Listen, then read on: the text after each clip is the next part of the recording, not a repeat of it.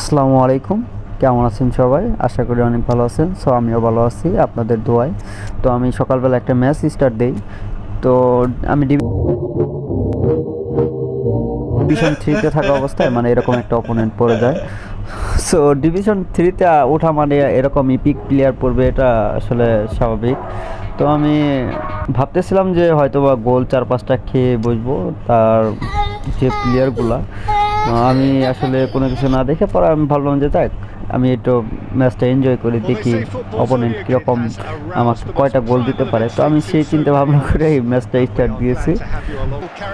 এইখানে একটা অপোনেন্টের ভুল মিস্টেকের কারণে, ভুল পাসের কারণে এখানে আমি একটা অ্যাটাক দিতে পারছি না। একটা শর্ট করালাম তো এটা মিস হয়ে গেল। সো আমি এখান থেকে আবারও একটা ট্রাই করতেছিলাম যে আসলে বলটা বের করার চেষ্টা করছিলাম, বাট পারলাম না। ওই কিন্তু ভালো ক্রসিং করতেছিল, ঠিক আছে।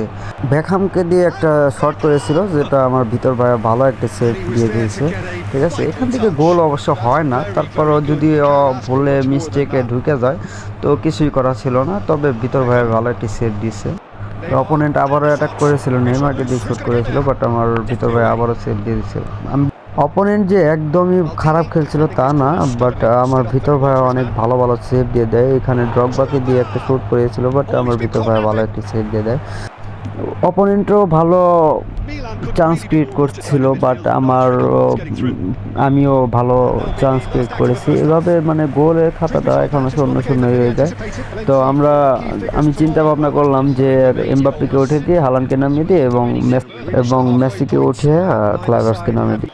ক্লাইভার্স অনেক দুর্দান্ত খেলে, আমার ফ্রি কার্ড হিসেবে ওরা আমার অনেক ভালো লাগে। আর আমি টাকা পয়সা খরচ করি না এখানে। ওই অপোনেন্টটা একটা ভালো একটা সুযোগ পায়, কিন্তু মেসির কালটা আসলে বাইরে চলে যায়, কাল করেও কোনো লাভ হয় নাই। তো আমি একটা সুযোগ পাই কাউন্টার টার্গেটে। এরকম সুযোগ মিস করা মানে ম্যাচ মিস করা। আসলে এরকম সুযোগ কাউন্টার টার্গেটটা হচ্ছে কি, আপনি একটু সুযোগ পাবেন, ওখান থেকে একটা গোল স্কোর আদায় করে নিলাম। তো এখানে যে ক্লাইভার্সকে দিয়ে আমি একটা গোল করে নিলাম। তো ওরে আসলে আমার অনেক ভালো লাগে। ফ্রি কার্ডও কিন্তু অনেক ভালো খেলে, ঠিক আছে। তো টাকা পয়সা খরচ করে যে খেলতে হবে তার কোনো মানে নাই। তো এখান থেকে আমি আরেকটা সুযোগ পাই। তো এই যে এখান থেকে মানে বল আমার ডেভিড বেকহামের পায়ে, তো অটোমেটিক চলে গেছে। জানি যে ওর কাছে এখন বলটা আসার চান্স আছে। তো এই কারণে ওয়েনকেও আমার অনেক ভালো লাগে, ঠিক আছে। সো অপোনেন্টরা আর বুঝতে বাকি নাই যে ও আর আসলে এই ম্যাচটা বের করতে পারবে না। আসলে টাকা পয়সা খরচ করে যে খেলতে হবে তার